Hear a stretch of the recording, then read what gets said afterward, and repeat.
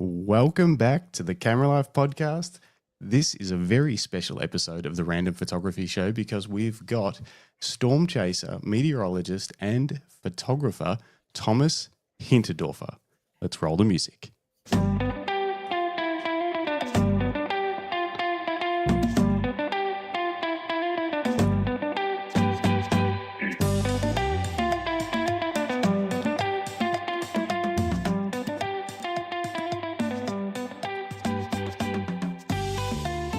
All right, first things first. Did I pronounce your surname right? Yeah, you got it right. Yes. Hey, finally. Finally Yes. got one. All right, this is episode 102 of the Camera Life podcast, and I'm joined by Jim, as always, Jim, as known as Jim's Mowing, Jim's Boudoir Photos, Jim's Weddings, and Thomas Hinterdorfer, Storm Chaser. And it's going to be a great show. I'm very, very excited. So thanks for joining me. Yeah, happy to be on. Happy to talk about all of this. Mate, your photos are crazy, and we'll be getting into them a bit later. But before we do that, before we find out all about you, we need to do a real quick thing. Otherwise, the live chat's going to go nuts. We need to draw the winner from last week's show because we were giving away $650 prize pack of Lucky Strap stuff. Are we doing it now? Yeah, I'm going to do it. I'm just going to do it right now because otherwise they're going to get mad at me. Look, the chat's already, look at them. Grant was here first. He was here 15 minutes early. And then, look at this. Philip Johnson, will they be on time? Actually, I should say hello to everyone. Lisa, good to see you. Rodney, good to see you. Just Lisa and the dogs. Neil's working. That's a shame. Well, we're glad to have you here. You can watch the replay. That's right. Evening, Bruce. Evening, David. Jason's here. Somehow Thomas's surname couldn't be more adequately suit his photography pursuits. I agree. Yeah, that's fair. It's a good surname. Rick Nelson being late is on brand for us. We weren't that late. It's like a minute. Yeah. That's on time for us. Hey, Greg's got the flu or something. The man flu. So we got Lisa's right. No Greg. We're trying to pull this off without Greg. Yeah, we've got rid of him for the week. Nick Fletcher's joining from the gym. Prove it. Send us a picture. You're on your couch. Brett Wooderson, good evening. Great. Everyone's here. Awesome. All right. Shall we do this? Should we do this draw? I'll pull it up. Then we can get the show on the road. Hang on. Do you want to explain to everyone what the draw's about? Oh, well, it was our 100th episode. And we did a giveaway live on the show last week. And then I felt bad for anyone that couldn't watch live. So I was like, we'll do another one. And they had a whole week to enter. So if you didn't enter, you're in bad luck. Hang on. Where are we? Are you going to bring it up this time? Yeah, I'm going to bring it up this time. It doesn't do anything. I tested it earlier. I was hoping to find one that does like fireworks or something when the winner, nothing. It's just sadly pulls a comment up. All right. Here we go. Are we ready? Mm-hmm. It's loading comments. That's Paul. Paul, you won. I'm sure that's Paul, isn't it? 2.20. Paul's got, yep. Yes. Paul. From New Zealand. Winner, chicken dinner. Well, he's probably in New Zealand right now. Well, he said hi. He's in New Zealand. He said hi, all from New Zealand. Oh, yeah. He's in New Zealand right now. Paul, you won. Crazy. His comment was, hey, guys, congratulations on reaching the ton. I think you've hit on a great format and it will continue to evolve as you incorporate new interactive ideas like live call-in, which is happening.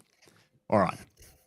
Look at him. Woohoo. He's happy. Sorry, everyone else. Thanks for entering. We'll do more comps. We should have been doing more of them anyway. And delivered in New Zealand. Yeah, I'll bring everything over for you. Yep. Enough luggage? No. I'm heading to New Zealand, Thomas, in a week and a half or something. So I'm snowboarding and taking photos, and that takes up a lot of luggage space. It's going to be a bit of a battle. Oh, it does. My parents this morning for Queenstown, so I can relate. Really? Oh, yeah. What are they doing over there? Attempting to ski. No. Can they ski, or are they going to learn over there? They've done it before, and let's just say they've done it before. That's it. Yeah. Oh, It hasn't been great.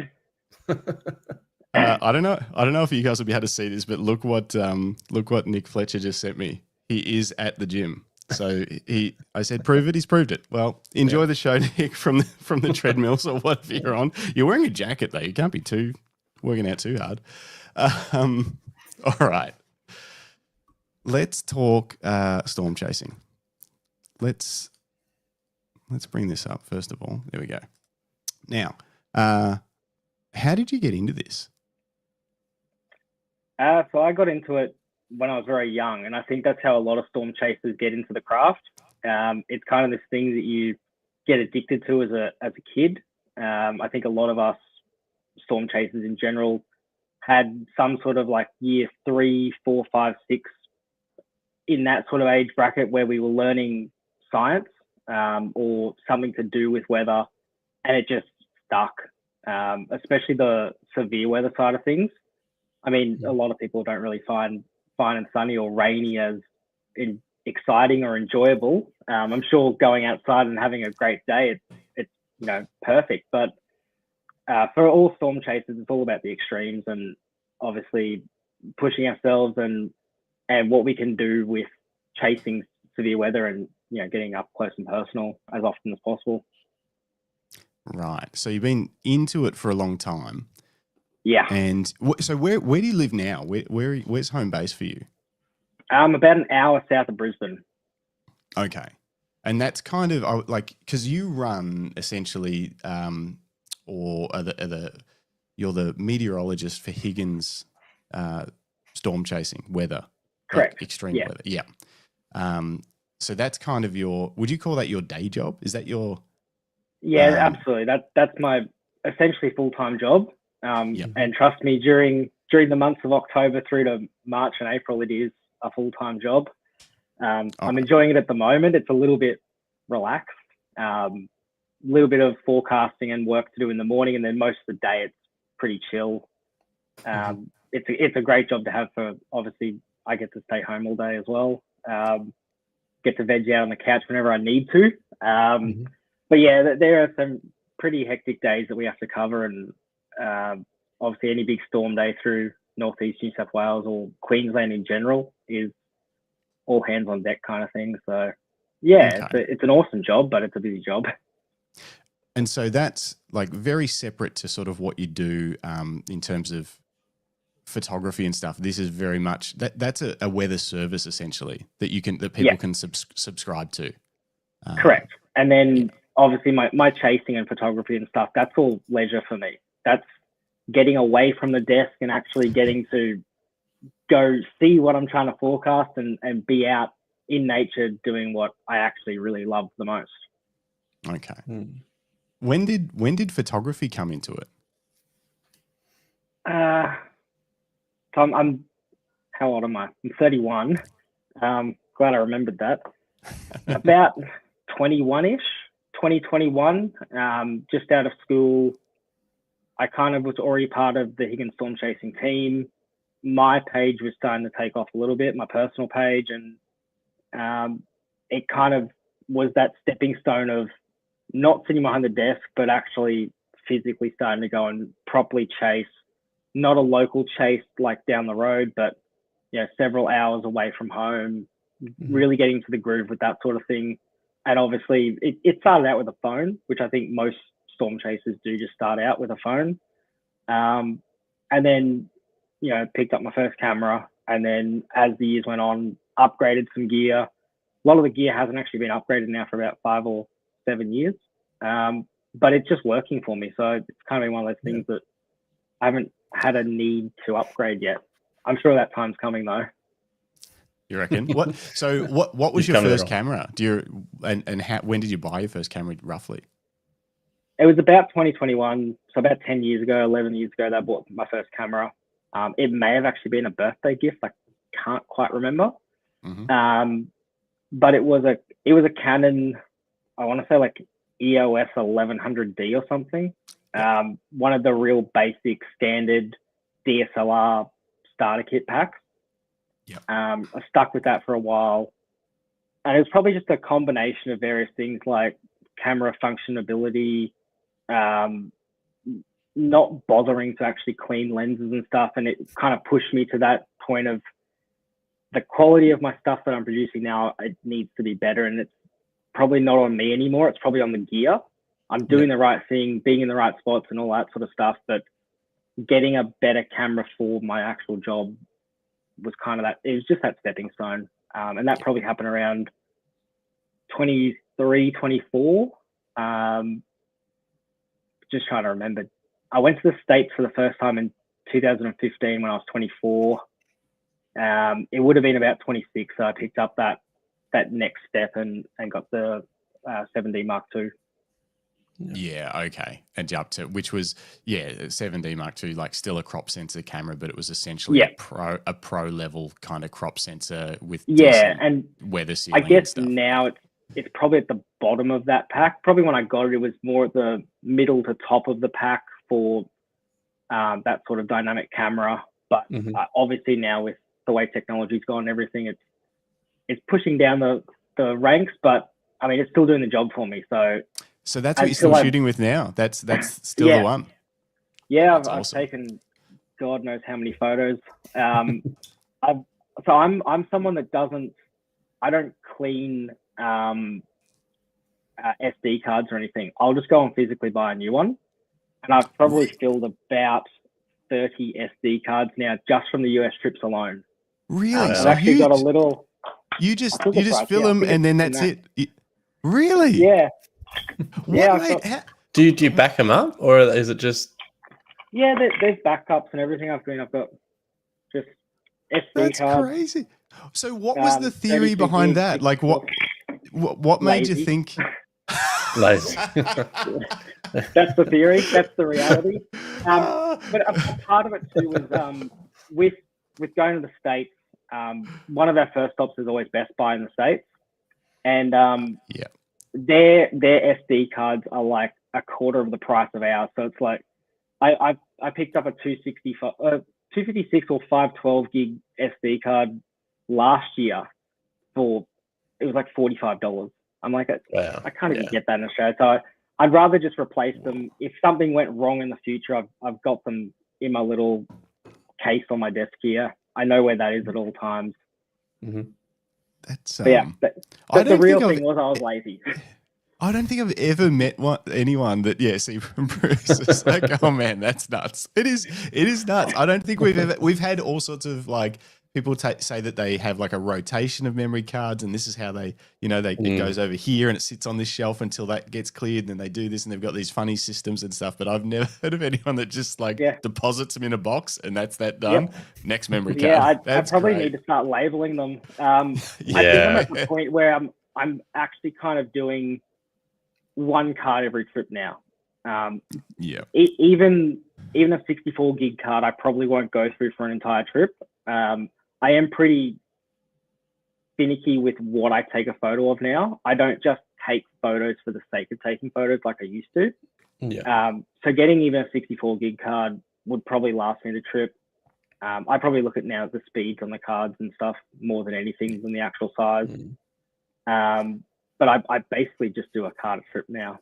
And I probably do need to start labeling so I know which one is which year without actually having to put it in the computer and sort through the photos. That's probably a good idea. I think that's,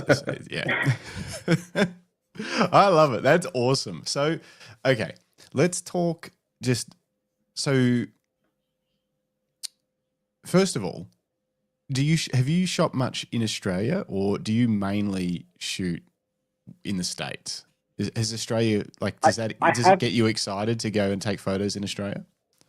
It used to. It still does to a degree, but it really used to until America became a massive thing for me. Through probably pre-2015, I was chasing a little bit, not a whole lot. I still had a full-time job at the time before Higgins storm chasing. So obviously getting shifts off and stuff was difficult. 2015 and 2016, I was really into Australia. I was going probably too hard for what I should have been doing.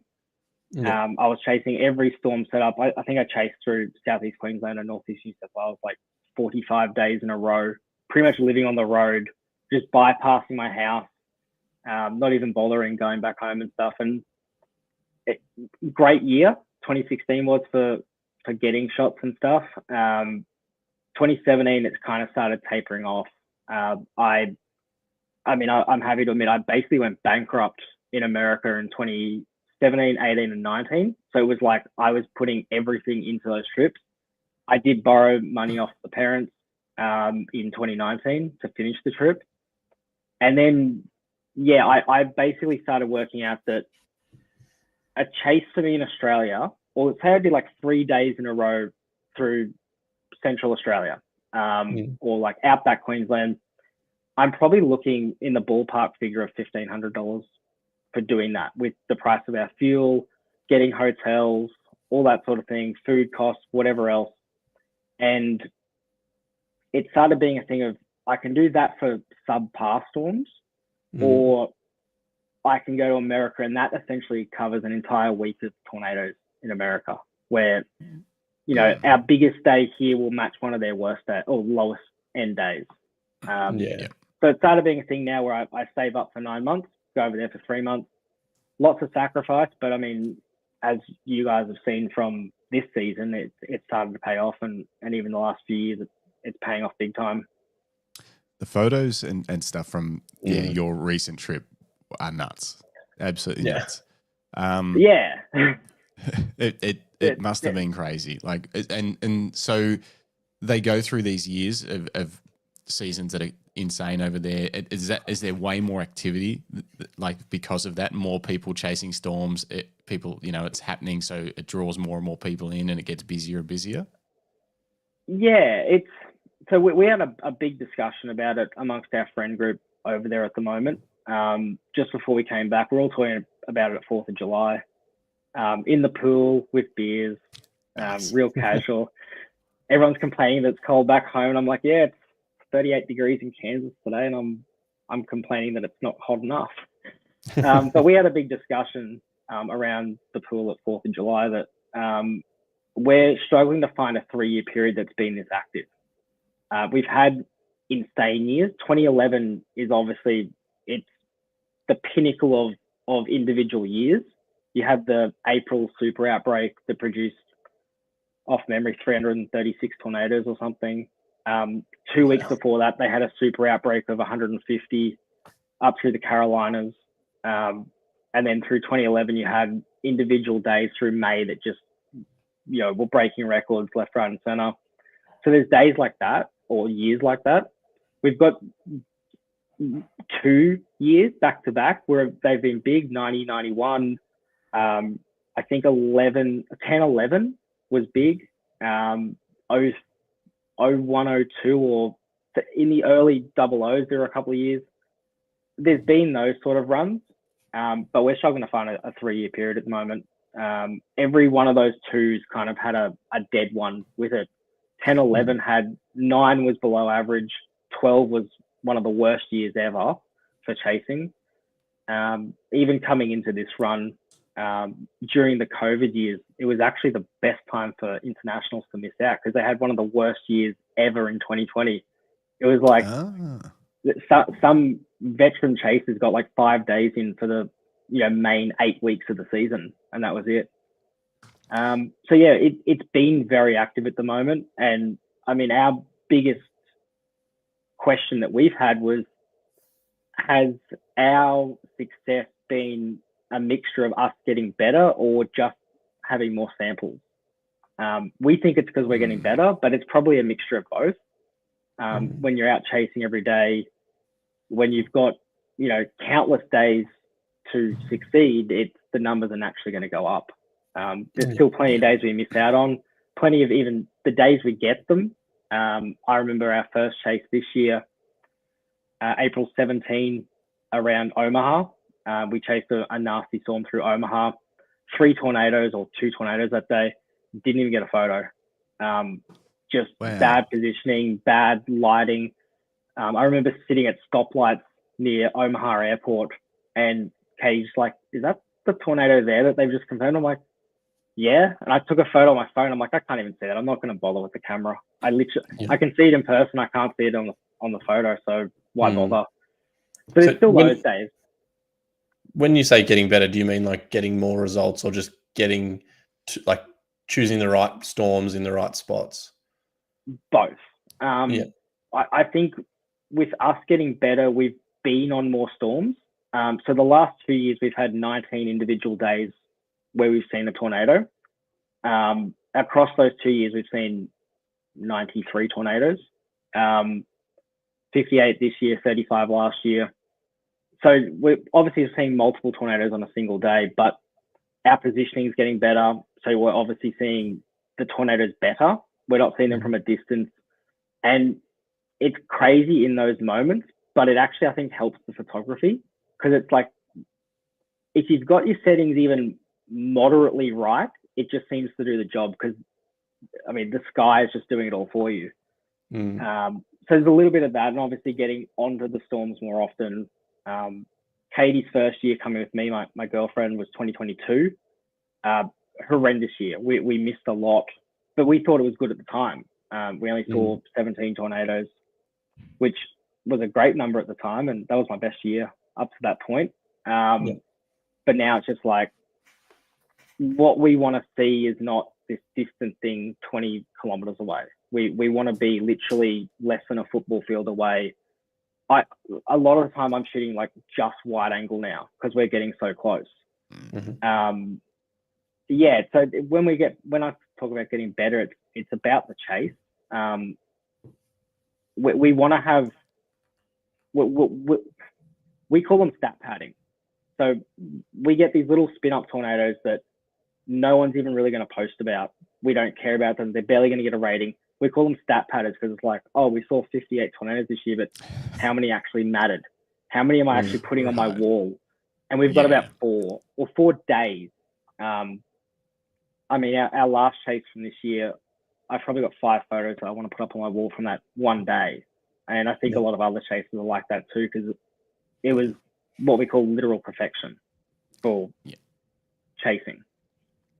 There's some comments coming in, some questions coming in the live chat, and they all kind of leading me in the same direction. I'm going to read a few of them out, but then I'm going to we don't have to answer them all, because I think it's all going to go into the one discussion.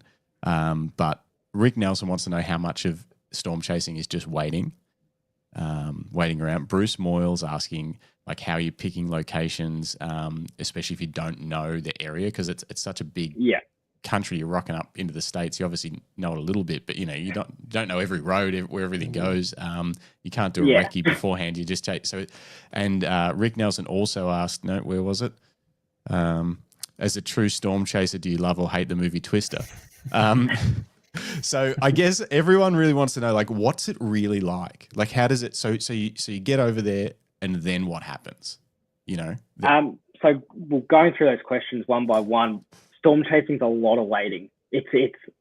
There are actual days where we will drive 18 hours to do nothing, and you're always thinking ahead. So it's a very my brain works really complexly like this. Say Monday today, we'll be chasing today, but I actually am thinking more about tomorrow. So if we're chasing in Texas today and the storm set up for tomorrow is in, say, Nebraska, that's like a 10-hour drive. We will finish the chase at 9 p.m. I've got to work out how we're going to get to tomorrow's chase. So it's like, if the storm is crap, do we just jump off it? Save that 1 or 2 hours. We did that a few times this year. Storm was looking hideous. So it's like, we know it's not going to produce a tornado. It's not producing structure. I can't be bothered today driving through baseballs to miss tomorrow's chase. So let's make inroads. We actually had that this year with a Texas-Colorado combo. I was actually telling friends 4 days out, I'm like, Colorado Friday, you've got to go. It's the lock of all locks for the season. Not the biggest day, but Colorado is just special. When the ingredients are there, it just goes. And we had this mediocre setup in Texas. Nice supercell. It looked pretty for 5 minutes. Some of our tour friends had a medical incident. They drove back through softballs to get to the hospital. So we're like, okay, we're not playing in that. The structure looks mediocre. it's definitely not going to produce a tornado. So we left it at like 7 p.m., drove all the way to Kansas until 3:30 a.m. just to get into Colorado for the next day. Bagged 3 tornadoes, drove through one of them, which was one of the wildest. Drove through one of them. Yeah, we love to drive actually into tornadoes. In like a rental car or a special car? You got a tank or something? What are you driving? RAV4. A rental RAV4? Yep. How badly does it get smashed up? That's awesome. So a lot of the time, the damage will just be from hail, not from the tornadoes themselves. Most of the ones we drive into are very weak. It's nothing that's going to just pick up a car and flip them. There are some. I mean, we probably would have considered driving into our South Dakota tornado on June 28th this year until we saw Reed and the Dominator get physically spun around in it. And we're like, yeah, okay, if we drive into that, we're going to be the damage indicator of a fatality. So he's like a chaser that's got like a crazy customized vehicle. Yeah, it's an F350 truck. What we would consider in Australia just a big ass ute. It's thick. It's quite lengthy. And what they've done is armor plated around it. So it can take it can take any beating except for a deer. They've hit a deer twice and it's put the car off the road for a week. So, it can survive a violent tornado, but not a deer. But a lot of us don't have these armored tanks, and we still get close and drive into them. It's just about knowing the storm, knowing the tornado. There's a lot more to a tornado than being like, oh, it's big. Some of the nastiest tornadoes are actually very small, and it's like a drain. The smaller that vortex is going down the drain, it almost looks like it's faster. Those winds get really wrapped up and spin so tightly around themselves that they can be very violent, even though they're quite small. Some of the bigger ones, we actually had a 1.3 mile wide, about 2.83 kilometer, I think, off the top of my head, wide tornado go through southwest Kansas this year. And it was one of the weakest tornadoes you've ever seen in your life. It was just really slow moving, like just a big cloud on the ground. You probably could have driven into that and probably just didn't even realize it. But no, we drove into 7 this year. I think I'm up to about 15 that I've driven into. The strongest was last year in Iowa, where it leveled a house behind us after it ran over the top of us. So that was freaky. Does that mean so it could have flipped you guys? Like it could have. Yeah, and it was just luck that was a that bad it didn't? mistake from me. It was a nasty day. Everything was moving fast, so our storm speed was about 100 to 110 kilometers an hour. That's how fast the individual cells are moving, and we just had this big bowl funnel in front of us. I didn't even think it was on the ground at that stage until I looked back at the video and sped it up, and it's literally ripping trees out of the ground. And I kind of didn't. As storm chasers, we need to respect the storm more than anything else. I definitely didn't respect it. I thought it was just a funnel. I was letting it get close. We had our out. It was just to drive straight down the road we're on. But by the time I physically got back into the car and started the car, got like camera off me, all this sort of stuff, it was literally hitting us, and it almost ripped the hood off the car. It almost ripped my door off when I was trying to get in. It took down all the power lines beside us, threw trees over us. It was pulling the car back into it. And then I was doing about 95 miles an hour, and it felt like I was going 40. And then we got 100 meters down the road, turned around, drove straight back at it. And we were kind of at a T intersection on a bridge. And we turned right to go up behind it, and there was just a house leveled across the road. Which, yeah, that's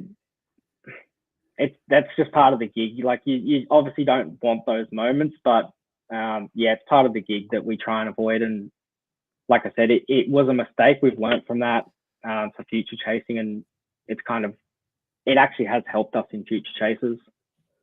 But yeah, no, going back to the question, there's definitely a lot of dead time. Right. One thing I've always told because I do a lot of school talks and stuff, it's a common question, how do I be a storm chaser? And a lot of kids, I tell them, is the one thing you've got to learn is to love driving. It's boring. It can be so boring sometimes. And you know, those nothing days, sometimes they're actually very important. They can be the most important days of the season because you're driving 16 or 18 hours. You're skipping lunch, you're skipping dinner. And that's just what we do. We'll skip meals for this sort of stuff. And we'll check out of the hotel at 7 a.m., get to a hotel at 1 a.m. And that was all for a big day coming. So like they are important, but yeah, they're boring. I can't hype them up or anything. They're really, really crappy days. So yeah. And you're reading like the weather over there. Like yeah, following it. Yeah, we're obviously following it every day. Yeah. John, so you're trying to get ahead of it. Are you working in groups and coordinating with other people, like sharing information and that kind of stuff? Obviously, you said you were recommending people to go to a spot because you obviously coordinate a bit, but also, is there competition like in the movies? There's certainly competition, but it's definitely not like the movies. There's competition for spots. A lot of the US chasers in particular, this is their job. They either work for companies or they're working off live stream / video revenue. Yeah. So there's competition to get the right spot. You want that epic angle. You want that, you know, wall hanging shot, the shot that no one else got that, you know, the news wants and they want to buy it off you. For us, we don't care. I couldn't care less. It's not really a secret anymore for where to go. A lot of the veteran chasers, and I'd like to include us in that now. We're all sort of on the same ballpark. It might be a couple of towns difference, but I mean, these storms cover sometimes 15 or 20 towns, and it's just about getting the right spot on the storm then, it's always obvious as well. So if you're just in the general ballpark, it's typically pretty easy from there. But there's people wanting to obviously do better than others. I've never seen like two chasers get into a physical fight over anything like that. Even this year on our South Dakota tornado, when Reed got spun by the tornado, he actually then backed into a chaser who was trying to bypass him on the left. And then that chaser backed into our friend who was coming in behind and ripped off his bull bar. And then our other friends actually overtook Reed on the right through a ditch. And it's like, it was this mayhem of just crashes happening. No one got like it. I don't think anyone even cared, but it was one of those things like, no, we all actually met up at dinner that night and we were laughing about it. No one cared. I got to pull this up. I got to pull this up. So this is when you're talking about the Dominator. Is this it? That's nuts. That's it. Yeah. That is insane. Armored tank. Imagine trying to drive that in Australia. Oh yeah, would not. I've kind of go thought well. about making one just for like school talks because I feel like it'd be a talking point at schools, but and even driving out in the shops. But honestly, it's a lot of visual sex appeal more than anything else. Marketing. We were at that gas station for 4 hours, and we got told by locals like one photo got posted on social media for the town. It was in Bismarck, North Dakota, and the entire town's there just wanting to see the car. So outside of being able to physically drive into violent tornadoes, it doesn't do much else that we general people can't do. That the RAV4 can't do. Grant asked before. Sorry, Grant. He said, "How and where can we see his work?" So the best spot is on Facebook. So I've got this page up. Which is so. This is where most of your photos and stuff will go. A lot of it also gets shared on the Higgins storm chasing page as well. But I try and limit what I share onto there, obviously, because we're still covering Australia back home. But if it's something cool, I like to share it up there and get a bit more exposure. I think my page now, though, it's growing enough that people kind of know. I had a look before because I'm trying to sort some stuff out in the back end, and I'm up to 16,000 US followers. So it's wow. growing. I'm kind of getting that crowd now that knows that I'm doing this. And I think that's really taken that next step in the last few years. That was a stick storm. We semi-destroyed the car in that one. So right when that photo was taken, they picked up a 6.5-inch stone. There was some hail scientists doing some stuff that day, or for most of the season, and they were right in that core, just to the left, or what looks like it's kind of over the road, and picked up a 6.5-inch stone. We actually had about 200 chasers on this road, and I waited for every single one of them to leave just so I could get the shot with no one in it. Yeah. And then of course that meant that we were about 2 minutes behind and drove straight through it as well. Picked up some baseballs and got to the town of Paducah. It kind of weakened on radar, and I was like, it's not doing much today. Like, it's clearly not to me, that's very clearly not a tornadic storm.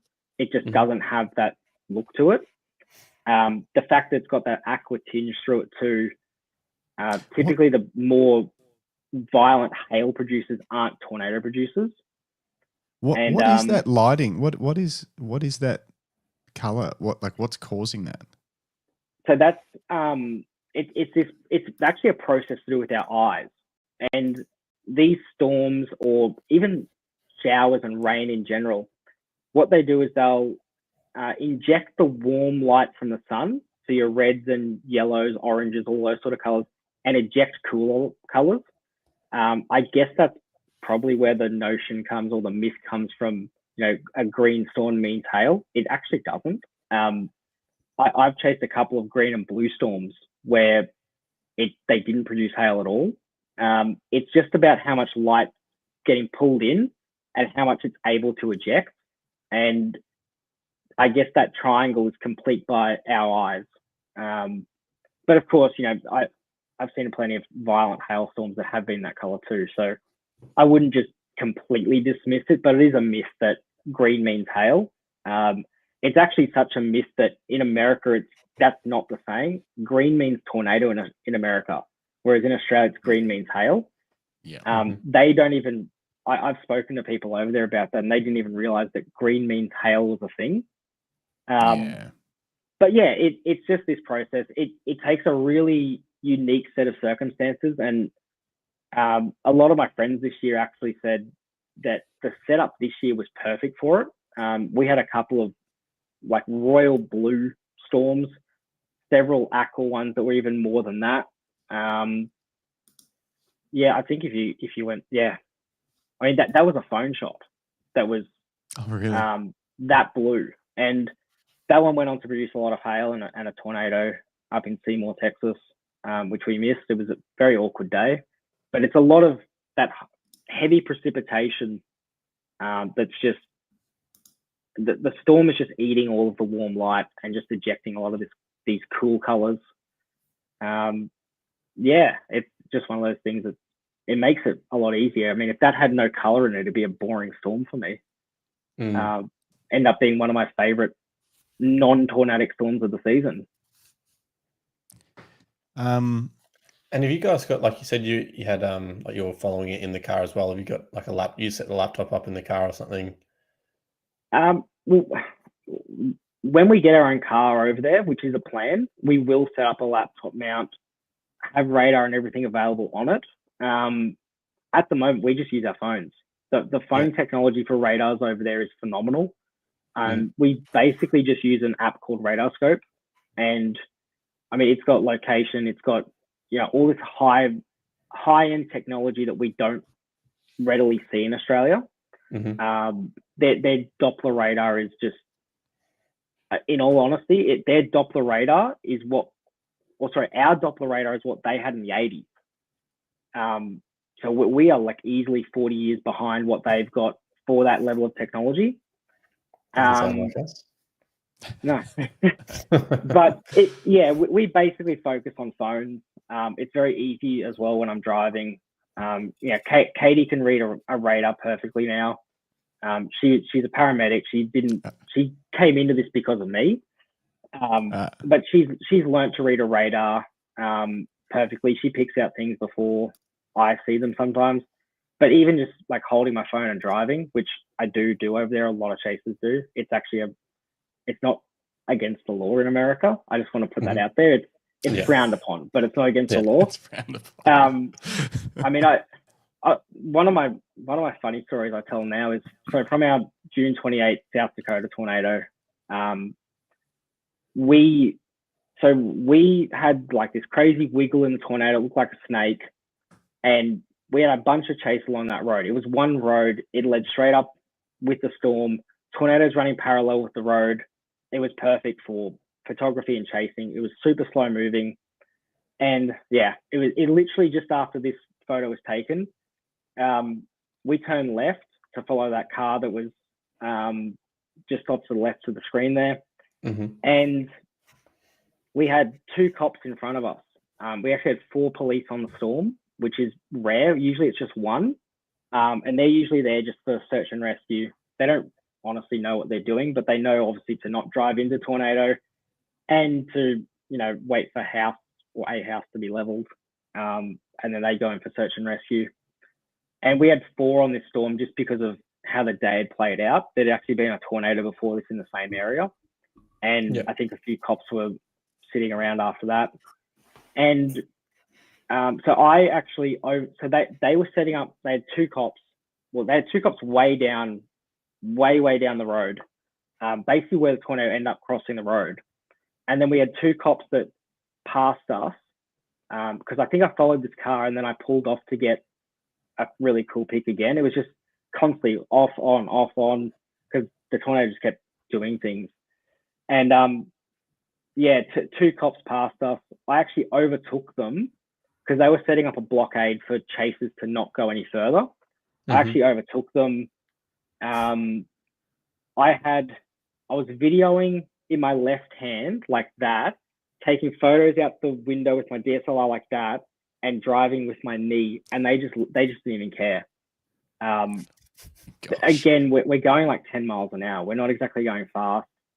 We had one girl that passed us, and the passenger was sitting on the window ledge looking over the car, and the cops they just don't care. Wow. It's kind of this scenario of they're there to do a job, we're there to do a job. There's no other general people there usually. So as long as we're all behaving, the cops are pretty lenient with what they let us get away with. But of course, doing that down the general highway, get pulled over pretty quickly. But it's one of those things that, like I said, if we always do, we always respect them and stuff. I've been pulled over plenty of times for speeding and whatever. Let off most times because they just are. They know you're not doing something intentionally bad. Mm-hmm. So it makes chasing much easier. It makes life in these scenarios much easier because I'm already worrying about 20 things right in this photo here. I'm wondering what's it actually going to do next. I'm hoping for that. So you've got the inner tube there, and the outer tube is actually what we call sheathing, and it's sheathed itself. So it's exposing that inner tube, which to get that sort of snaking is very rare. Most chasers haven't seen that before. And, I'm thinking then that outer tube is actually just going to come straight back down. It's just going to plant this fat tornado in front of us. I'm wondering if it's obviously going to cross the road. Do we need to be away from those power lines? All these sort of things. Is there a chaser coming up behind me that I'm not seeing? Because I'm obviously focusing on the tornado. So to have the cops there and be lenient with us, it makes life very easy. Especially when we're trying to photograph them the best we can. Speaking of photographing them, so this shot that you took, were you stopped? Was the car stopped, or were you still like crawling along, like shooting out the window, or did you get out of the car, or like tell us about taking this shot? I was stopped. So we'd actually pulled up to where that nearest power pole is. We'd pulled up there, and I did a U-turn because some of our best friends were sitting right where I took the photo, and went up, got out of the car, ran up to them, and they're just like, don't talk, we're filming. Because obviously it's all about these moments that we've got to, capture as best as we can. They had driven off because they actually messaged me and said the cops are going to shut this road, so follow. And they took off to the left, and we stayed there for maybe another minute. And yeah, I was out of the car. It was surprisingly not that windy. It seems like it would be crazy to be out of the car in this, but we had no rain, no wind. It was all just localized to that tornado. I think actually a lot of the stronger winds coming into that tornado were coming from over the hills. And yeah, I mean, we got out of the car probably 30, 40 times in front of this tornado and just stood there. I try my best not to photograph through the windscreen. We actually had 8 days before this, on June 20th, we had a violent day in North Dakota. And we got right up next to a massive tornado. And I remember winding down the window. We had 130 mile per hour winds, which were about 200 Ks an hour. They're called RFD winds, rear flank downdraft. And it's actually part of the process that makes these tornadoes. It's the very strong upper level winds of the supercell. They get dragged down to the ground, wrapped around. Yeah, that's the one. It was right where your cursor was when you pulled off. No, the one above it. This one. I actually wound down the window in this one because I was shooting through the window and it looked like trash. And I wound down the window, and we actually had part of a tree fly straight through the window, which hit my girlfriend while she was trying to film. We had rain that came through and just plastered the inside of the windscreen. So I'm there. You can see me in the video that she got, and I'm just wiping with this blue towel. But I try not to go through the window. I did it in this case out the window. I mean, I wouldn't normally put down the window in that, but I knew we needed to get a photo of this. That was like easily one of the most violent tornadoes I've seen until the South Dakota one. And plenty of rain, plenty of hail and wind, and it was just about getting one shot. And my camera got absolutely soaked after that. Ironically, it didn't have any water drops on the lens. So I was like, okay, I can deal with shooting with a wet camera for 30 seconds. Just don't wet the lens. And I was trying to protect it as much as I could. I was actually shooting straight over the side mirror. So I could put my hand around the side, and I was kind of going through there just to protect it a little bit. Yeah. And yeah, a lot of the time we've got stuff on the dash. I've got maps on the dash. We've got other cameras and stuff, and they just reflect. I remember getting a crazy tornado back in like 2017 or something. I was by myself at the time, or 2019, I was by myself, and I didn't think, and I actually had 2 packets of lollies up on the dash. I had maps. I had my spare phone was open on the dash, and it's just reflections everywhere. And I'm like, don't do that again. Just don't do that again. So yeah, no, shooting out the window is, I try and do it as often as I can when I'm driving. If we can stop, pull over and get actual shots, I would prefer that.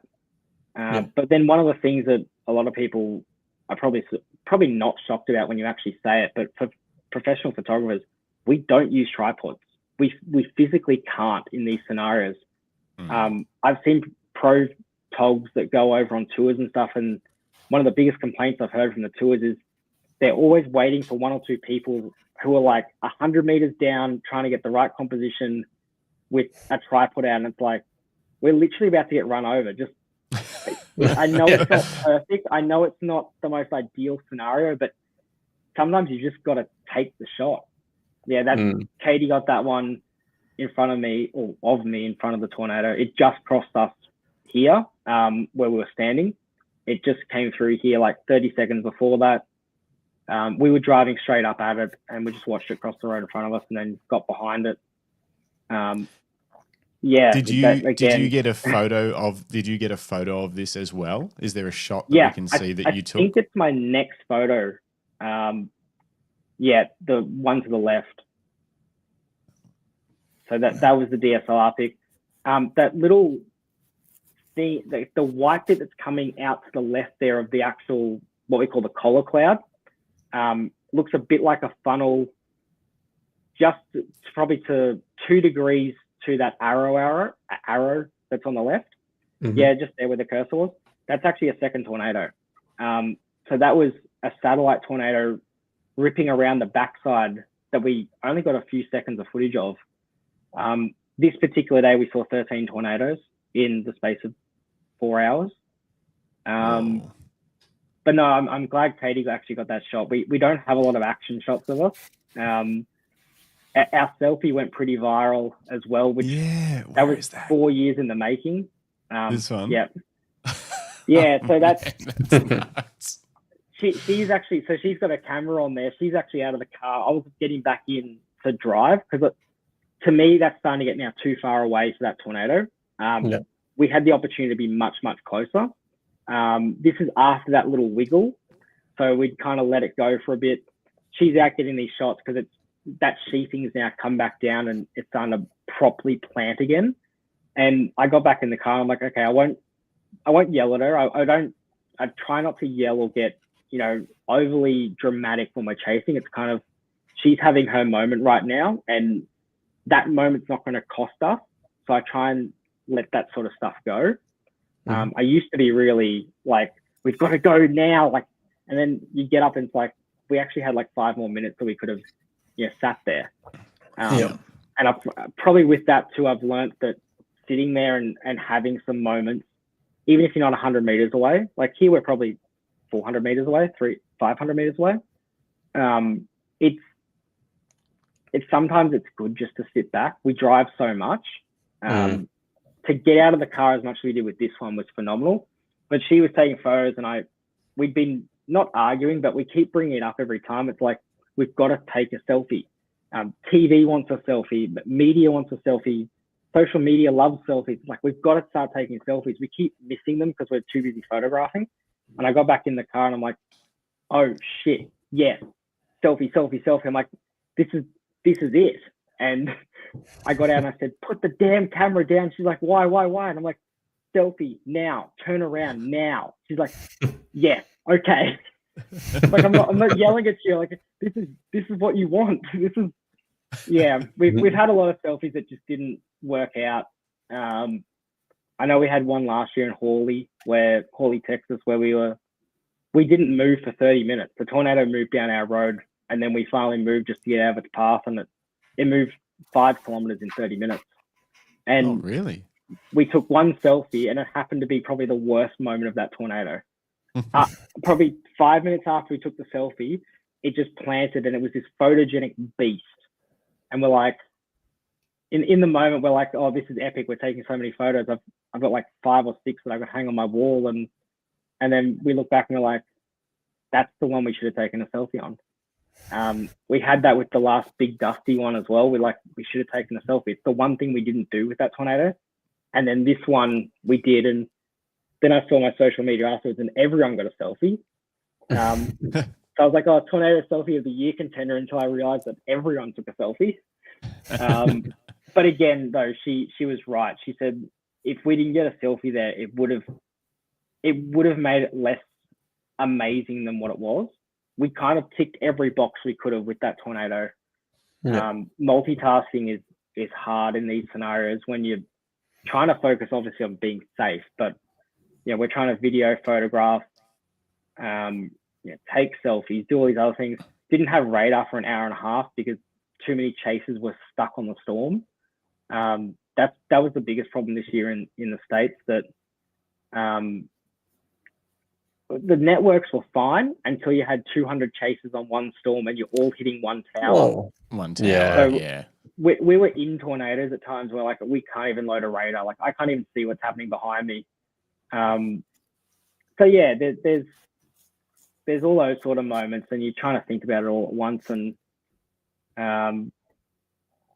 yeah, the Aurora's there too as well. It's, last year was pretty phenomenal, and this one was phenomenal for different reasons. So, you go, Jason. No, go on, Jim. I was going to ask Tom. So on your photos, it says like not for media use, content available for licensing. Is that for like the media to purchase it off you? Yeah, I probably won't ever sell the photos. It's pretty common for me to now get requested for calendars and stuff, and I just don't do them. Yeah. It's more just of a deterrent. So like, don't steal it. I'm pretty close now to getting, what is it? It's like meta licensing or something on Facebook. I'm pretty close to getting that. So that'll be great for content theft. I don't really care too much, but I mean, I had one video from that South Dakota tornado that I accidentally posted without a watermark. It got viewed 2.5 million times or 4 million times, something like that. Had 35,000 likes, 4,000 shares or something. And I actually saw it went viral through the Philippines and Malaysia. I'm guaranteeing that that's been stolen, and I would have just loved to have put it into the licensing program and just be like, hit them all. With photos and stuff, it's a bit harder for Facebook to police it and control it, but it's just there as a deterrent. I've got a pretty good relationship with media people now. A lot of my best friends are in media, or a lot of people that I know in media are great friends now. They typically won't steal it, but even then I will just, either give them an unwatermarked one or just tell them to crop it. Sometimes I don't care that much. It's like, if the Courier Mail or someone asks for that, I would just tell them not to either crop it or just use as is, because it's like, it's not worth the effort for me. I'm not there trying to get it on social media. I just happen to have that, or I'm not trying to get into the media. I'm just there trying to do my thing, and plenty of media do follow and love it. But no, I know it's a very big thing in America to not watermark your stuff. They will hit you with massive licensing fines. And it's almost like a bait that I see it all the time. It's like, oh, you better watermark your stuff. And it's like, no, actually, if this gets stolen, that they'll hit people with 6-figure fines. And it's kind of like, we will take your YouTube page down, even if it's got 50 million followers. If Mr. Beast stole content from a high profile chaser in the States and didn't license it, they could take his page down in 5 minutes. Really? It's really successful. YouTube's far more successful, I think, at taking pages down. Facebook's just good at giving black marks and stuff. But yeah, it's just a deterrent. People still steal it. I've seen my watermark cropped in so much stuff, and I know it's frustrating. I know professional photographers absolutely hate it. I'm probably just at the point now where it's like, I'm not sitting up until 6 a.m. dealing with this. Like, I actually just want to get some sleep. What am I actually benefiting from that photo that I was never going to sell? Like, it's probably lucky it's even on social media. There's plenty of stuff I've seen stolen that I wasn't even going to post. I'm like, well, cool. What am I going to do about it? So yeah. So is there money to be made, Storm Chase? Obviously there is. There's like you say, the live streaming and stuff like that. But for what you do, is it purely for fun? It's purely for fun. If I can make some money off it with monetization on stuff, I will. But I mean, I don't have monetization on my page at the moment. I'm actually in the process of getting that as well. Because one of that video that's gone viral, so that Facebook have all these marks that you have to meet for monetization. It's like 180,000 minutes viewed, 50,000 reactions, 10,000 followers and stuff. That video is like triple that. It's up to, I checked before, it was 318 days of view time. Wow. which is 450,000 minutes or something. I was trying to work it out. It's crazy. So I've kind of passed it. They're not giving it to me yet. It's probably because it is only a one video thing, not multiple videos that have done that. So there isn't. I'm not there to make money. I also don't have the legal ability to make money in America. So it would be purely off me posting stuff and getting ad rev off, videos on Facebook. I don't have a YouTube page set up. I'm not there selling Patreon subscriptions for people to watch us live stream. I actually don't live stream. My best chance of live streaming is like, I videoed this, I photographed it. Oh, I can actually live stream, and we're not moving for the next 10 minutes. I might go quickly live on Facebook. So there is money to be made. I'm not actively going after it. It's for fun. I'd rather, I'd love to make ad revenue that can pay for part of the trip. It's an expensive trip. But I mean, without the ad rev, I've still been doing it for now 9 years. This year was my 9th chasing trip over there, and I actually had one flight where I went over for a wedding. So I've been over there 10 times. I'm funding it fine. I don't need the ad rev. A lot of chasers actually make money being contracted to media networks or private weather companies. One of my best mates is one of the lead reporters for AccuWeather. So he obviously gets a salary, and they basically pay him to go and they'll pay hotel costs and stuff sometimes.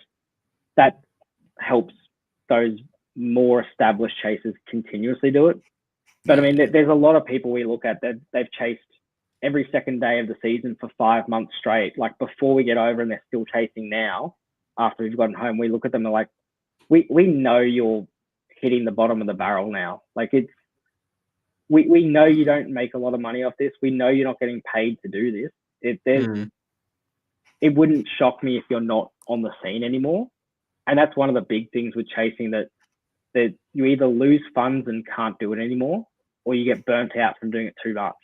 That's one thing I tell people, like, if you're doing it as a side thing, make sure you've got another income. For me, that's Higgins storm chasing, and getting paid through that. And then do it for fun, because there's so many chasers, they'll have the most epic year, and then 2 years, 3 years later, they're just not on the scene anymore. It's like, where'd they go? It's like, oh, they went onto a cruise and just decided not to come back for 9 months. They just stayed out at sea. And they actually do that. It's like, you'll see them post up on Facebook. It's like, where have you been? They're like, oh, I've been out in the woods camping and hunting, and just liked not being on social media. So I stayed out there for a year and a half. And it's like, you were so good. It's like, just burnt out. Yeah, just burnt out. Paul Henderson says, as a storm chaser, your travel insurance must be nuts. It's not bad. It's actually less crazy than people think. Okay. We get a lot of travel insurance through places like Covermore. That's our one that we go through for all of our trips. Outside of that, there's not a lot of insurance you really need, especially when you're not doing stupid stuff relentlessly. We'll do stupid stuff here and there, but again, the stupid stuff comes with experience. So we know. Yeah. Oh, so I was gonna say, like the rental car and stuff, like that insurance must be. We get full coverage. I was going to say, you tick all the boxes, surely. When they're like, did you want the extra windscreen cover? And you're like, yeah. Yeah. I actually, I've done, 15, 16 windscreens in the States now. I did 3 in 4 days back in 2017.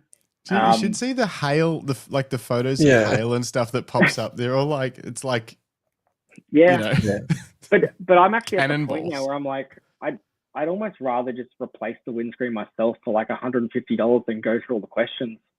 Yeah. There's questions you can get around for obviously being covered. I mean, the beauty of it too is a lot of the time when they ask, we've probably been rolled by a storm at a hotel. I remember back in 2023, we chased all day in South Dakota and got to Sioux Falls that night, and we're staying in the hotel. We got there at like 3 a.m. And 4 a.m. I've just edited photos. Wasn't a crazy day, so I'm like, I'm not going to put too much effort into editing photos and getting stuff up. And I go to bed and I see lightning outside, and Katie's like, is there a storm coming? I'm like, it's probably the storm from earlier. I wouldn't worry about it. I looked on radar and it's got 4.5-inch hail marker on it. It's like 12 centimeters. I'm like, oh. By the time I actually got down to the car park, we already had baseballs just coming down. I'm like, wow. I'm just going to film this because it's like, if they ask questions, we actually weren't doing anything wrong here. We actually hadn't damaged the car at that stage either. We blew out the windscreen, but it wasn't that bad for us. So it was about 5 a.m. it stopped. It went for about an hour. It was a really slow build up and really slow finish. And I walked out and had a look at the car. I'm like, okay, it's drivable. That's all I care about. But the car next to us had 5 holes through the windscreen. The whole back windscreen or back windshield or the back window had gone. Even in 2024, I think, I don't know, the 24 or 23, our last chase was up in Nebraska. Picked up 6 tornadoes that day. We're going to Chili's for dinner with some friends. Storm coming in, gets tornado warned. We're like, everyone's on the other storm still. Let's go for this one. We're the only chasers on it. And we're coming in, it's like, it's got baseballs and bigger in it. And in some areas, you can just tell. It's like, oh, it's saying 4 inches, but it doesn't feel like it's going to be a 4-inch stone. It's probably going to be like 1 to 2, which isn't even going to damage the car. And then other times it's like it's saying 1 and it's probably got 5s in it. And this one had that feeling about it. And we came back to Chili's, and right across the road was a gas station. Pulled into the gas station, which is our go-to for protection. That or a bank. Their drive-in banks are just concrete armor. They usually have 3 drive-throughs at a bank, and the whole bank will obviously be like concrete and just an armored tank, and then the ceiling over the top and stuff. But we got into this gas station and it's like, okay, it was raining baseballs and bigger. Raining baseballs, raining softballs. One hailstone actually pierced through the roof of the gas station and hit a girl in the head and knocked her out. So I was like, Katie, you've got to go to work. She's like, I'm not getting out of this. I'm like, our friends were actually inside the gas station at the time. They were going to get a drink, trying to beat the hail, and it just they didn't beat it. And they looked after her. Katie went in afterwards. She was fine, but a car came in behind us. We got lucky. We took the last 2 spots. I took one, and then our friends were actually parked out. And I'm like, you're not seriously going to park out in this? I was like, how big? I'm like, it's going to be softballs. They're like, yeah, okay, we'll drive the car. And I actually stood in the spot so no one would take it. And midway through the storm, this girl comes driving in. Her 2 windscreen wipers have been snapped off by the hail. Entire front windscreen is just hail shattering. All side windows, the back window had gone. Her light had gone. Her front light covers, so the back light was actually physically gone. Her 2 front lights were destroyed, the covers. And she's like, oh, I've got to go to Chugwater or something, somewhere 2 hours further west. I'm like, oh, she's like, is there going to be another one? I'm like, no. I'm like, you're actually going to drive in this? She's like, I got to get home. I'm like, and I looked on the radar and it's actually another storm coming. I'm like, oh, shit, you poor thing. Man. So yeah, look, we get off pretty easy sometimes. I think every car I've taken it back has had some sort of hail damage or something. But no, the travel insurance, we're fully covered. We do our best to make sure. A lot of the time, the people we're talking to probably know us already, because these airports and even private companies over there that do cars, they Google people. I've had car rental people actually message me while I've been over there. So like, is this the Thomas that hired a car from here? I'm like, yeah, why? Like, we just need you to tell us your mileage. I'm like, okay, I'm glad that's all it is. Yeah. Is that would normally be pretty high too, wouldn't it? Yeah, we do. The last 3 years, I think I've done about 135,000 kilometers in 3 years. Wow. In just like, that's 3-month periods. That's why I love doing the desk job so much when I get home. We went up to Redcliffe for a family friend's kid's birthday on Saturday or Sunday. yesterday. And that 1 hour drive, I'm just like, Katie, you drive. I'm not, no thanks. I'm done. I'm done with my big drives for the year. It is a thing though, back in Australia, that I've noticed our 1 or 2 hour drives, that they're annoying for a lot of people. In America, like a 6 hour drive for us is just a piece of cake. I'll wake up and be like, we've got to go 7 hours to our target. Say it's shifted, and it's like, okay, let's get in the car. We'll skip lunch. It's fine. You can speed a little bit. The highways are faster. Typically, a cop won't pull you over unless you're probably pushing 8 or 9 over. The speeding is nuts. Like, yeah, we did. So I did couple of road trips there last May. Did one that was 30 days, basically from LA, like around through California and stuff, ended in Colorado. But we like looped up and down through a lot of the states on that side, that southwest corner. And we did one like Texas across to Tennessee as well. And it's like, you're doing the speed limit like you're supposed to, and cars are just like passing me like I'm not even moving, and I'm like, all right, I got to get up to speed with the rest of everyone else so that I'm not causing problems. Like, it's crazy. Just everyone speeds. I remember going from San Antonio to Fort Stockton in Texas, and the highway there's 80. I was doing 85 because I typically sit like 5 to 8 over because a cop won't pull you over for that. I had cars literally hauling past me. I ended up getting up, like, I don't want to brag about doing stupid speeds, but I ended up getting up to like 110, and there's cars still passing me. I'm like, I'm not keeping up anymore. I'm just sitting back. I'm done. And that's miles per hour, people. It feels very fast. It feels, and then it's crazy. Anyway, it's very crazy, and we should talk camera gear because we're ticking along through this thing. Also, Bruce just says Covermore adds the question, are you planning on storm chasing? Just after this skiing question. Yeah, that'll hopefully they don't see this podcast. Hopefully no one's watching from Covermore. Yeah. All right, let's talk. So gear. So you said you're shooting with 7D Mark II. Yeah. Talk us through just like, what do you pack camera wise and cameras and accessories for just getting this stuff done for when you're going over to the States? So it's obviously I've got the 7D Mark II as it's my only camera. I've still got that starter kit one in the car, but I don't actually take it over anymore. That was kind of more of a thing if I was setting up tripods, shoot on one, shoot on another simultaneously. But I just don't do that anymore. I used the tripod 3 times this year, and that was all for lightning that I didn't care about. I will die on the hill saying that Australia gets better lightning than the States. I will die on that hill every day. Grant wanted to know, for the lightning, are you using a lightning trigger to get those shots, or how do you shoot your lightning shots? Daytime I was way back when I was setting up and stuff. I honestly don't set up for lightning in the States anymore unless friends are doing it. Back home, I won't.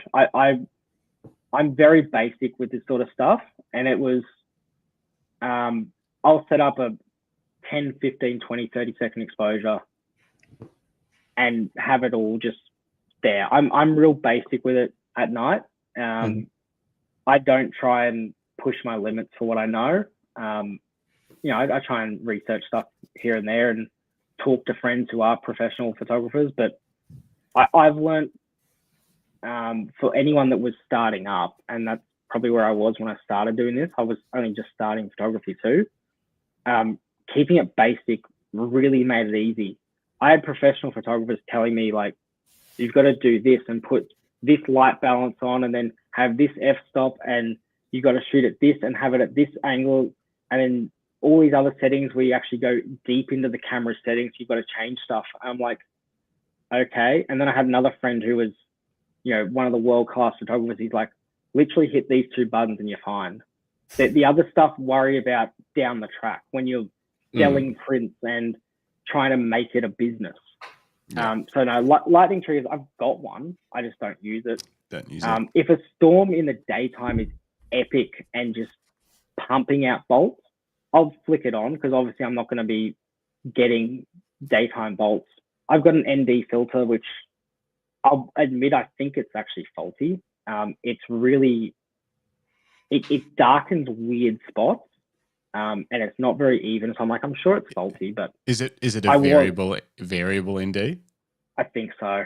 Yeah, cheaper ones do darken spots. So Yeah. like if it wasn't like $300 or $400, it might have been just a cheaper one that has has dramas. But yeah, outside of the base, I've got a wide angle lens, which is my predominant lens. They'll actually sit on my camera.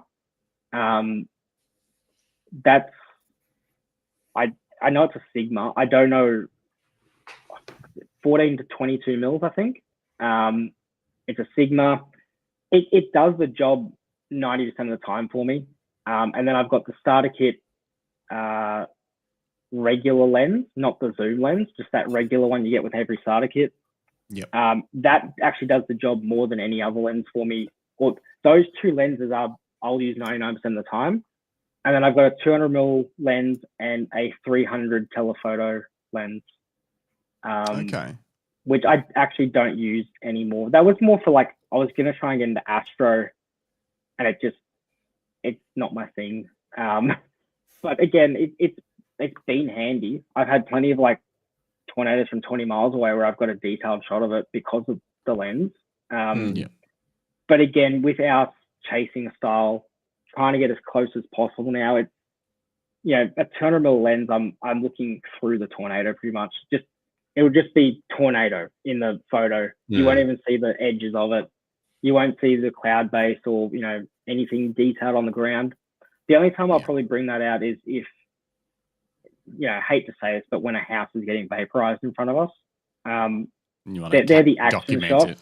Yeah. Yeah, it's getting in real close. We actually had it on that South Dakota tornado. I don't know if I've posted the photos from it. But I've got detailed shots where you can physically make out like 2x4s and framing of the house and doors and stuff that are going around the tornado, just because I was so zoomed in on it. You can't even tell there's a tornado there, to be honest. You can just see the housing bits. Just floating. Yeah, it's one of those things that I try not to use, because I like the detail. I like being a little bit further back with my shots. I like being, it's a common thing that I've seen get said by some of these close range chasers now. It's chase close, shoot wide. So it's just get as close as you can and just shoot it out. It's goes with everything. And that's a really classic like photojournalism documentary, like you've got to get close.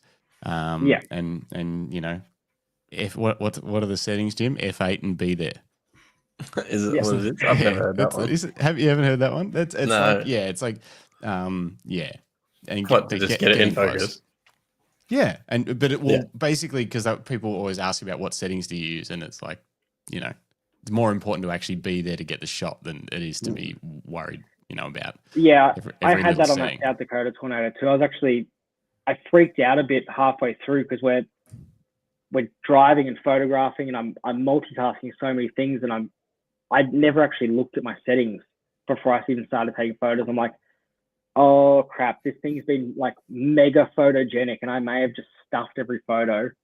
And it was like, I think I was shooting like 1/1000 f8 and like 200 ISO, and it's like, okay, I probably wouldn't want those settings, but I can get away with it.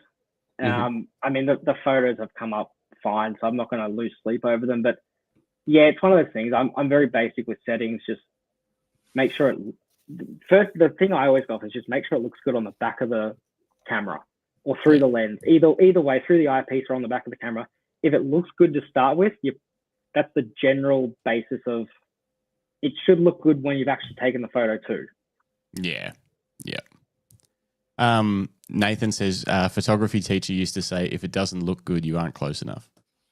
Yeah, fair. Good one. I can relate to that. So I wanted to bring up, there's some cool shots going back a little bit that I was looking at. Where are we? share this instead. Anyway, okay, Wonder so we how did far you're lenses. going to dive back. Oh, no, not that far. I was these just come up when I was, hang on. Oh, no. There we go. It's cool. Yeah. Yeah, That's just, that's actually one of my favorite days. It's an underrated day for me. That was a phone shot just straight down the train line, and I was actually playing with a turtle in front of me while I took this photo. playing with a what? A turtle. We found a little baby turtle on the train line. We're like, we'll obviously pick it up and get it off the train line, but then we're just sitting there playing with it. It was really chill, and yeah, that was a wild day because it was like Dallas was the obvious, or the meteorological obvious play. But there were a lot of things in the morning that I hated about Dallas. I try not to chase in cities, obviously, because, you know, look at what I've got to work with from a view. Like, I've got nothing in front of me apart from a couple of power poles. So cities are always difficult, especially in peak hour as well. And then, like, your big cities, Dallas and Chicago, Houston, all these bigger cities are obviously just a nightmare. It'd be like trying to chase a storm through Sydney City during peak hour. It's just, that's a recipe for disaster. And there were several things I hated about this day. And Colorado was the next day. So I said, we woke up in Abilene, 2.5 hours to get to Dallas. We're sitting there having lunch. We're delaying it. Which like, we probably need to make a move if we're going to go. And then I just said to Kay, I'm like, look, you don't forecast. You don't make decisions about this because it's, you know, it's my thing. She's not a meteorologist. I'm just like, do you want to go? She's like, no, not really. If you've said this, there's like 4 things that we tick off for a negative day, and it ticked all 4 boxes. I'm like, okay, let's not go. Let's get up to Amarillo. We'll be an hour and a half, 2 hours from tomorrow's target. Amarillo's got a million hotels and stuff. And we got up there, and there were 2 supercells still going. We're like, well, instead of going to dinner at 6 o'clock, 7 o'clock, let's go for a chase. Like, we're not going to lose anything out of it. And we got under 1. I think this was the first one. We got under that. It produced some large hail. Just a high base supercell, photogenic, nice bell wall cloud. That's where the structure just comes down and then makes that kind of typical church bell shape. And then that other one just developed out of nowhere and became this insane photogenic LP, low precipitation supercell that it got this, I mean, you can see it there. It's got like the 50-50 lighting. The sun just erupted on the top of it, and then it got completely darkened out on the bottom half of it. And we're with a tour group there, and we're just having like the time of our lives. And I'm looking at radar, and Dallas is getting just rain. I'm like, well, you know, I'm glad I didn't go there. And that's just one of those left field plays that America can do that you don't really see in Australia. I think actually that 50-50 shot's my only DSLR shot. I think the rest of these were just phone shots. Yeah. That's the one I put effort in for editing and stuff when I got back to the hotel.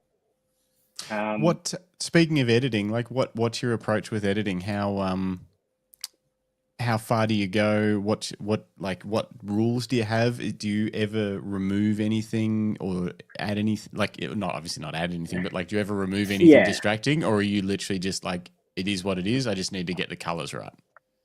I will remove power poles and power lines if they're really bugging me. But a weird thing with tornadoes is some of the most photogenic tornadoes in the world have been, or some of the highest rated photos of tornadoes in the world have actually been with power lines or power poles. It just gives that scale. Like, we all know what a power pole looks like, how tall they are. And then obviously when you get them, you know, these massive tornadoes right next to them, it's kind of a good scale. Or at least that's what the people rating those photos have said. That's probably my extent of removing stuff. Obviously, watermarks, smudges, dust marks, all that sort of stuff, I'll put effort into removing. Typically, I don't have them, which is good. And then with editing, I've kind of just had the policy of realistic but popping. I try and obviously obviously, every photographer would know that cameras are horrendous with actually picking up the realistic light. They always pull in a lot of extra light, especially in these sort of dynamic settings. We've got really obscure light and contrast sometimes. You'll just have the sun coming through at a horrendous angle, or like, so tornadoes are, they're either one or two colors. They're white if the sun's on them, and they're dark if it's not. The problem though we sometimes get is when there's light coming across us and the tornado's dark, and it's like you're kind of going on a dark storm with a dark tornado that you can't really differentiate between. That's sometimes actually why we love getting close, because it's, regardless of what the actual storm looks like, you kind of can't see the actual storm. You've just got the tornado. So I try and make it, the tornado, stand out. But I mean, even in some of the photos you've shown, I've pulled back so many colors because I just look at them like that. It looks almost AI, and I'm like, it's like, it was real. That's what it looked like. And I'm like, no, I'll say like that 50-50 shot. It was, I pulled back the oranges and yellows. I'm like, it almost looks like the storm's getting burnt. There was that much color on it. But then, you know, I've got videos of it where it actually looked like that. And I'm like, I'll pull it back a bit, but there's only so much I can do before it starts to not look as good as what it really did.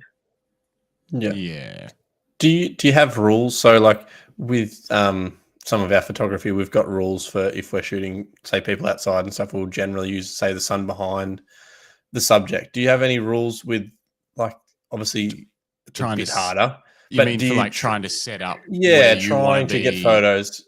Yeah, I guess obviously getting in the right spot is probably the first thing, but then it comes down to being in the right spot first. Outside of that, it's kind of work with what you've got. Finding compositions is really hard. There's a couple of photography tours that do tornado chasing. They'll go find old barns, abandoned houses, individual trees in paddocks. Like, a lot of Tornado Alley is farmland. It's the middle of the country. The Midwest is, you know, corn crops and general food crops as a broad umbrella.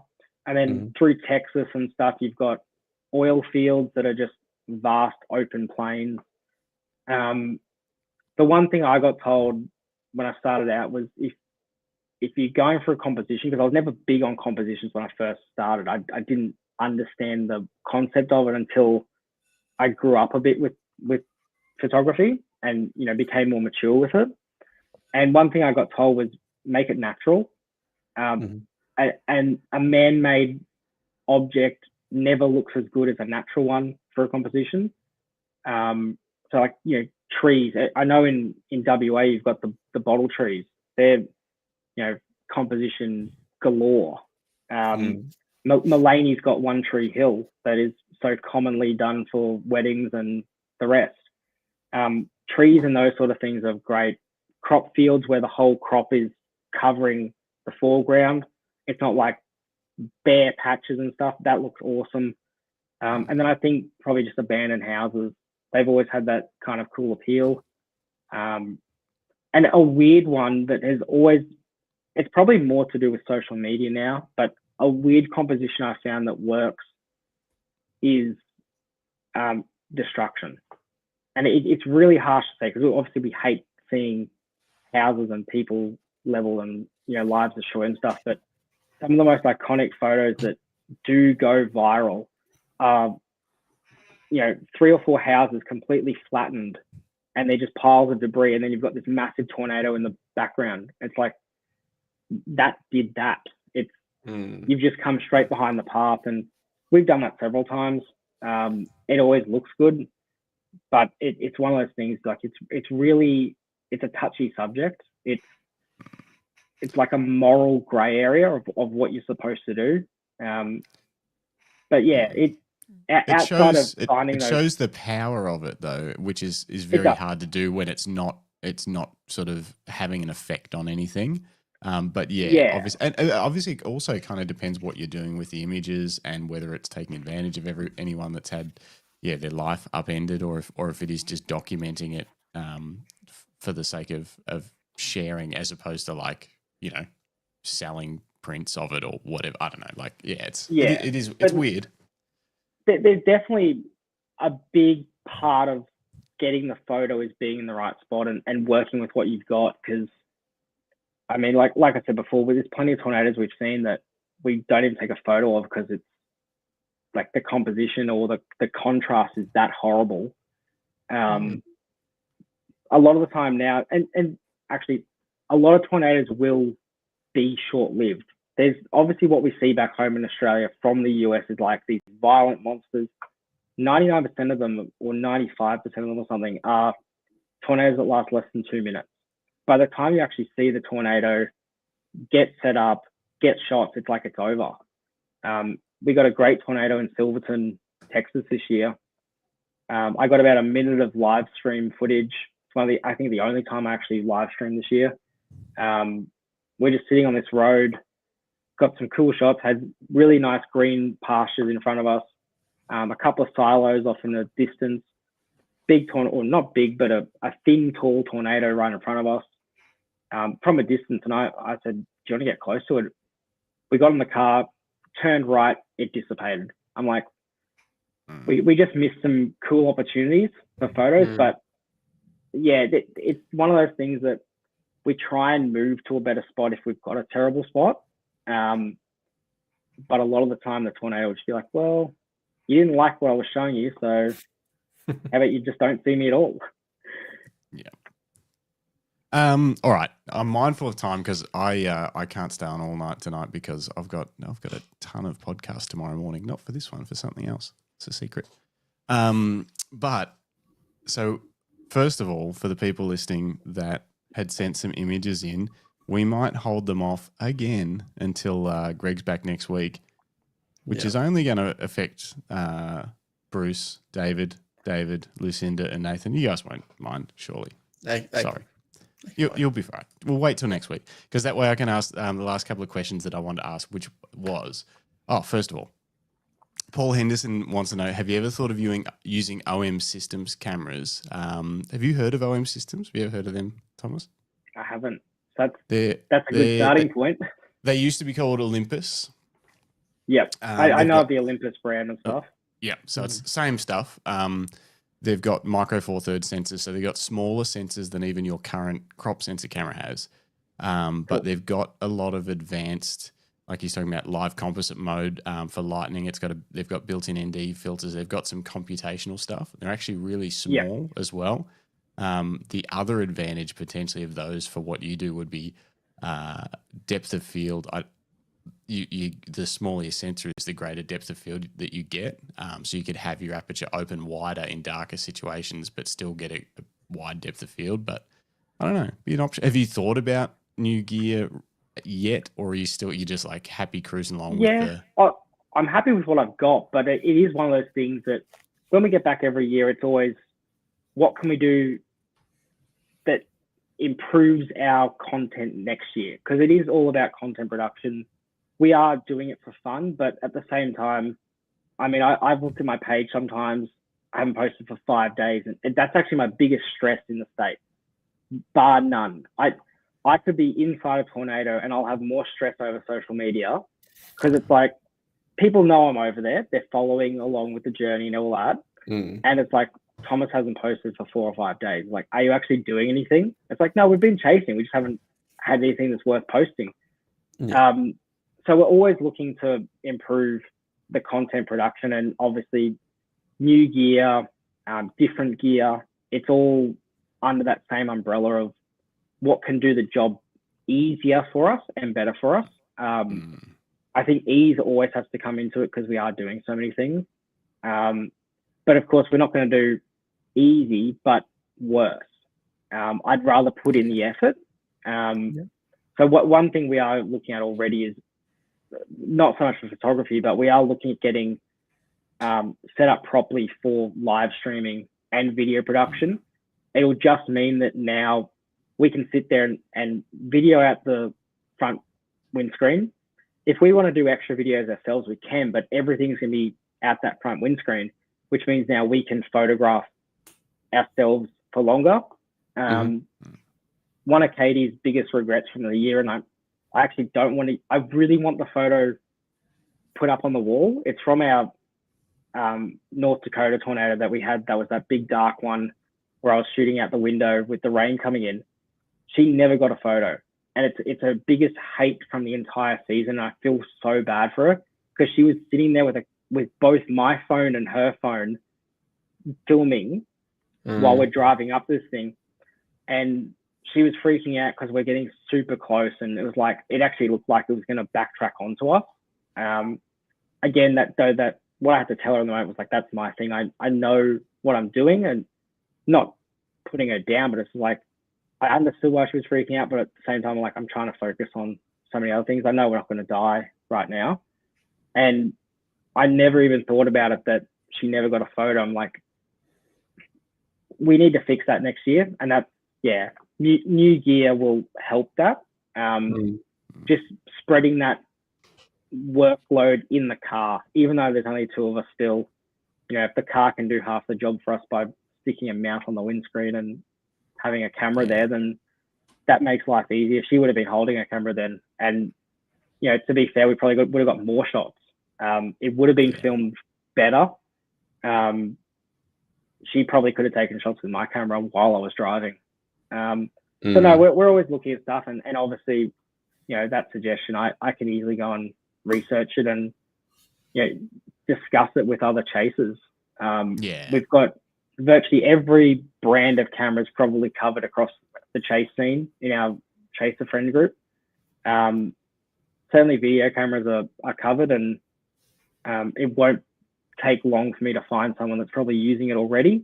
Plenty of stuff too that we just haven't heard about before, and one of our friends would be like, oh, hey, I've just got this, and it just got ordered today, and I'm getting 3 lenses for this and then another SD card for this. I'm like, I haven't heard of any of that. And you're just like willingly just like glazing over the fact that you know everything about it already. So yeah, it's one of those things that we can certainly discuss with everyone.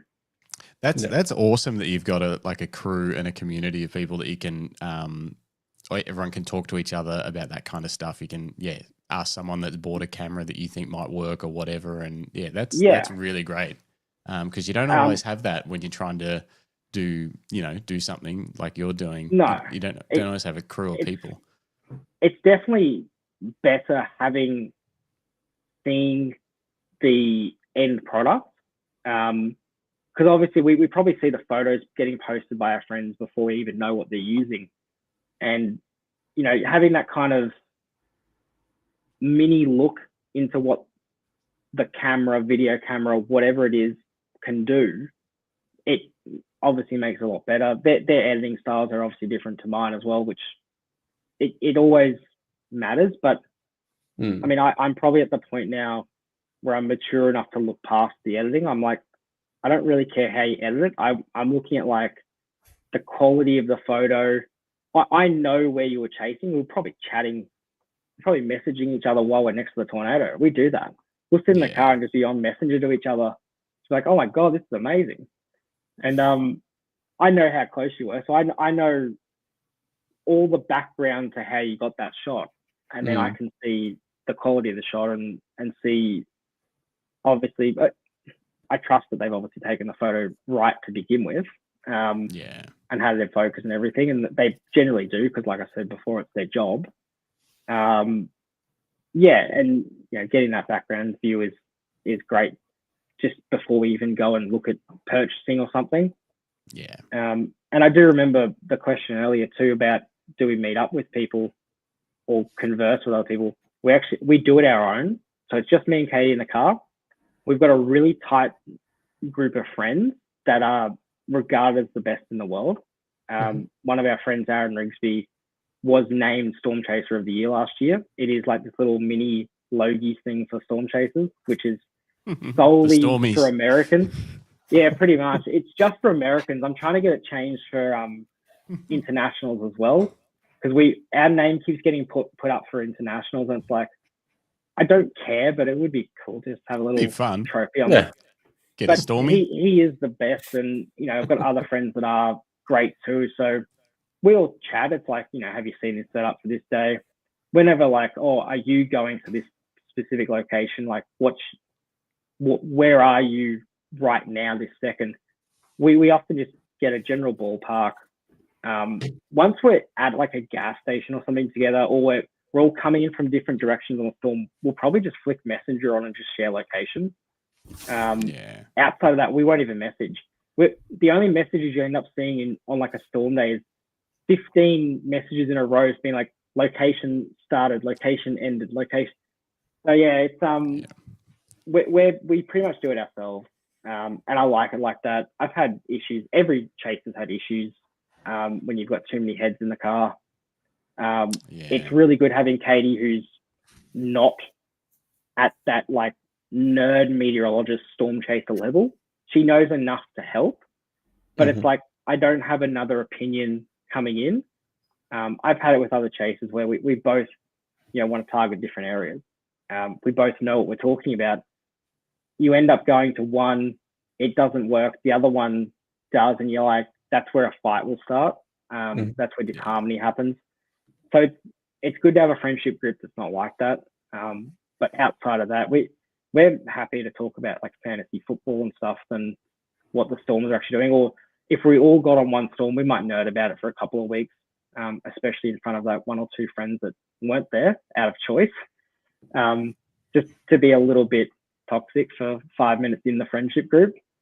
But yeah, that's just getting sidetracked there. I did remember that question. Well, Bruce Moyle says community is super valuable, and I agree. It definitely is. So this is the last question. Then we'll have to get out of here. So in Australia, storm chasing can be a thing. It's not like there's not tornadoes and stuff everywhere, but great photos can be taken. For Muppets like us that have no idea other than we know that it might be stormy in the next couple of days, but how do you learn how to be able to get yourself in a position to get, a storm, like a storm front, or those photos, those crazy photos you see where you can just see this massive cloud formation or something like that. How do you begin to learn to be able to identify when that might be able to happen and get yourself into a location to get a photo like that in Australia? So, in Australia, it's a little bit more difficult. In America, I've always said to people, getting the storm is not the hard bit. I can walk out the door in a target area and get a storm. In America, we're obviously looking for very specific things. In Australia, I look for a lot broader things. That firstly, you do need to have some sort of understanding of general meteorology. So storms need three things: heat, moisture, and a trigger. I think most Australians recognize that heat and humidity is like it's a big storm day in the middle of summer. But heat is any form of heat. I've chased tornadoes in 6 degrees in Oklahoma before at 4 o'clock in the morning. I've chased tornadoes in 7 degrees, 8 degrees in Colorado. I've been in like thermals chasing tornadoes. So heat is any form of heat. It's all about what the actual environment's doing. So that's where it becomes a little more complicated. We have capping inversions, which are warm layers of air just above the surface. That can actually make hot and humid days be even muggier because all that humidity gets trapped in the bottom kilometer of the atmosphere and it's not getting dispersed through the entire atmosphere. And you're like, it's roasting and I'm sweating in an aircon today, but I'm not getting a storm. And it's like, because there's a capping inversion that's preventing that. That's the reason why you're sweating in the aircon. So you need heat and humidity. That can be anything, as long as you've got a trigger in the right setup. A trigger is often a cold front or a trough. There are other triggers, like if you've got really complicated, a sea breeze front, which is where you get that cool change come in. I know people in Western Australia know it as the Fremantle Doctor. Most coastal areas in Australia have some sort of sea breeze in the afternoon. That ends up just being a wind boundary. So you get all the hot air going to the coast, sea breeze pushes it back from the coast, and that line between the two is where a storm can develop. But just having a general understanding or a basic understanding of those three elements and how to look for them on a model, it goes a long way. if you know where the trough is, you know you've got to be in front of that trough because a storm's going to develop on it and obviously go east or northeast most of the time. Storms can go in any direction with the mid-level setup, which is our winds at like 3, 4, 5 kilometers above the surface. But if you know where the trough is, you know where the instability is, which is from that heat and humidity, then you've got a general idea of, okay, there should be storms in this area. Where I would go from there is, if I'm going real basic, if you've got an area from, say, Coffs Harbour to Hervey Bay that has storm potential, I would personally I would pick 2 spots and sit in the middle a lot of the time, because it's like you're kind of on the fence hedging your bets. If a storm was to go to my north, I can go. If it goes to the west, I can go.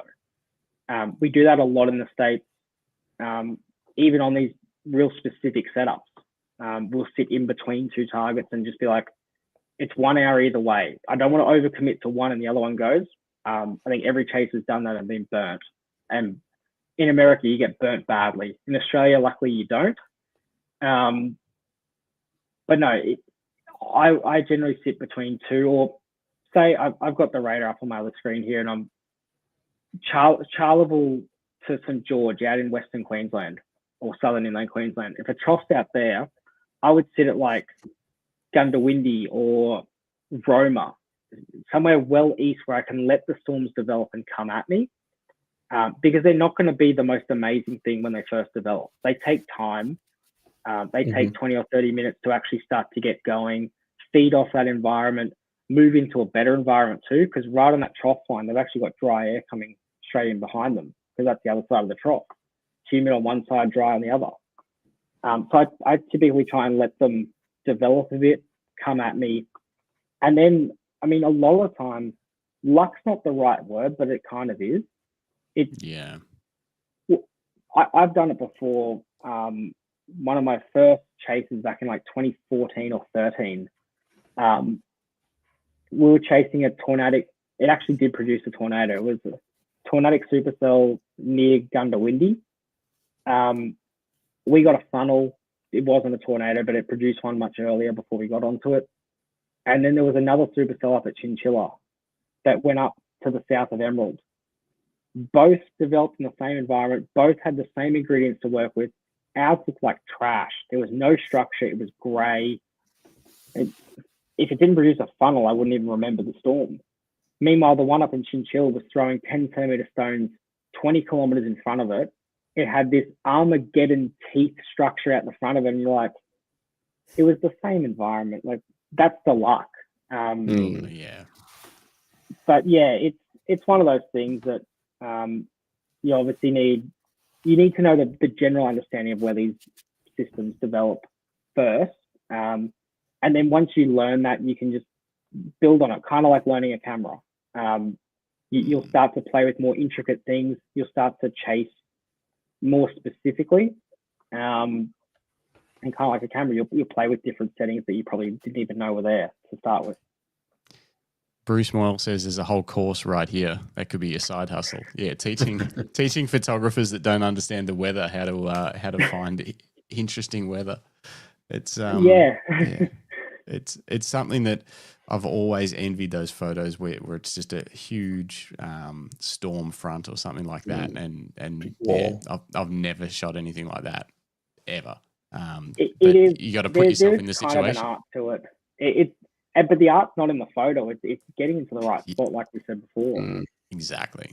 Yeah. Once you learn that, I mean, the easiest way I've told school kids who want to do this, and I do some of these school talks in front of parents too, and parents are like, do I want them doing it? It's like, my first rule is start local. Like, you want to love to drive, you need to know how to drive, but start local. Go no more than 5 or 10 kilometers. You know every road in your neighborhood. You know where a gas station is or a petrol station. You know where the local library is. You know where the local pool is that has undercover if you were getting into a bad situation. You know where your home is. You've got all your safety points are just in the back of your mind. You know every road and where to go. You know where your views are. Start local. Let a storm come to you and try and position yourself on it. Try and get out of the way before it's too late. Get hit. It's actually not a bad thing to get hit if you want to be a storm chaser. You're going to go through rain and hail through your life. I've been there and done it all. I've been hit with baseball hail on my back and it's left welts and bone bruising and stuff. I've had cuts all down my legs from tripping through barbed wire trying to run away from a tornado and try and get back in the car, and I slipped on mud and went straight through the fence. This is always a kind of one, but I have been struck by lightning. What? Yeah, just to drop that in there. I got very lucky with that, but you're going to have mishaps. It's not perfect. You don't know. We know what's happening, but you don't actually know what's happening next. That photogenic tornado in South Dakota, no one could have told me it was going to do that. In the moment, I couldn't believe it. But it's kind of like, we did actually forecast it that day. We matched it against 5 other tornadoes that set up that actually end up looking kind of like that one. So start local and then expand. So for me, I grew up in North Brisbane, chase North Brisbane. And then when I get confident there after 3, 4, 5, 10, 20 chases, there's no limit. Go to Southeast Queensland. Maybe you go down to Bow Desert. Maybe you go to Boona, Ipswich, Toowoomba. Expand a bit. You still know those general roads. You still know, you're getting a little bit unfamiliar, but it's teaching you to work with the unfamiliarity. And then expand further. Go out to the Darling Downs. Go to northern New South Wales. Central Queensland. You want to keep expanding, but that's where you start to learn, how to be on storms and how to move with storms. There's plenty of times I've chased the Sunshine Coast and Gold Coast and I'm just watching a storm go out to sea because I have no more roads. You learn all these things, and it's just one of those things that once you get confident with one, you can expand. It's definitely an art to it. And obviously, like every professional, there's some people that are really good. I like to think I'm one of them. There's some people that aren't. And at the same time, there's nothing wrong with that. I've told plenty of people who've become storm chasers, like, you don't have to get close. You don't have to do these things that you see on TV and stuff. We do that because we're comfortable. I'm never scared like in a tornado. It actually heightens my focus so much. If I'm next to a tornado, like I'm not thinking about, are the Broncos going to beat the Roosters this weekend? I'm like, I've got 2 outs here and I have to thread the needle between them, and I haven't stuffed that up yet. There will be a day that I probably do stuff it up, but it's that heightened focus and stuff. If people aren't comfortable doing that, that's fine. There was a famous thing in Texas. It was a time lapse. A cop, he actually had storm chasing as his side thing. He was a cop, worked 5 days a week, all the stupid shifts. And whenever he could get off, he went to this one hill all the time and did a time lapse. And it was a time lapse of storms whenever they were coming past. I don't remember what year it was, but his product went viral because one year he actually got a tornado. He set up the time lapse and the tornado went straight across his camera. That's and awesome. It was 30 miles away. To me, it's like, that's too small, but you can see it. But again, he wasn't comfortable getting closer. That's fine. You don't have to be close. Just enjoy it. There's no storm that's ever looked the same to me. We get tornadoes that have the same shapes and whatever, but there's no storm that I've actually ever been like, that and that were identical, and I need to, can I get a third one like that? No, they're similar, but you're like, oh my God, this one was awesome because I was 300 meters closer than that one, and I had a different lighting and stuff, and colors would be always the art of failing a chase makes the chase epic. If we always wish that we could be like, oh, I want to see 3 days in the future and know where to go. The fact that I missed 28 tornadoes this year that I should have gotten made me love the 58 that I got. Yeah, exactly. exactly. If it was easy, it wouldn't be as fun or rewarding. If it was easy, everyone would do it. Well, that's true too. That is Yeah. true. I reckon we should leave it on that. I think that was a great episode. Thank you very much. Thank you. No, I'm Thomas. very Legend. happy to come on and chat. I mean, photography is not my most amazing quality that I've got, and to actually talk to people about it, that's really cool for me. This is the first time I've ever done something with photography. So really happy that we could chat. That was awesome. Like you should be very proud of the work that you're creating. It's. We always talk about it. We've said it 1,000 times maybe not 1,000 times on this podcast. We've said a lot that knowing your subject is so much more important for photography than just knowing how a camera works. You know, like understanding a subject deeply is the important way to get great images. And that's what you're doing. That's the direction that you're coming at it from. And that's why the images are amazing. So congratulations. And basically from there, Hang on. hang on. We've lost him. We've lost him. Hang on, I think He's run out of batteries. That's all right. We'll that's funny. We'll get on that ready bombshell. to call it out. To run the show out. That's hilarious. Can you hear us? Hang on. hang on, I'll unmute you. I think I've got you. No, can't unmute because this is very funny. You might have to unmute yourself, Thomas. There'll be a mute button somewhere you can press, the little microphone thing near your head. Down the bottom. Down the bottom? You can see it? I don't know if you got it or not. I'm sure it is. There we go. Yay! I was physically clicking on my actual face. I was like, that's not working. That's so funny. All right. And now that he's back, we'll go. No, that's pretty much that. Like, all right. Great show. What else do I have to say? Oh, tell everyone to buy a camera strap if you need one. Greg would be sad. He normally does all the ads and things that we do. Paul Henderson says, I hope Thomas has a lucky strap on his camera. Don't forget to use code Greg for a discount. We will, if you do. If you do want a nice new leather camera strap for your chasing, let us know. We'll hook you up, but I'll email you about that. Yeah, no, I definitely do. I actually lost my glasses in a tornado this year. I was running after them with my camera was actually strapped over me. And I'm running after my glasses through this person's demolished house.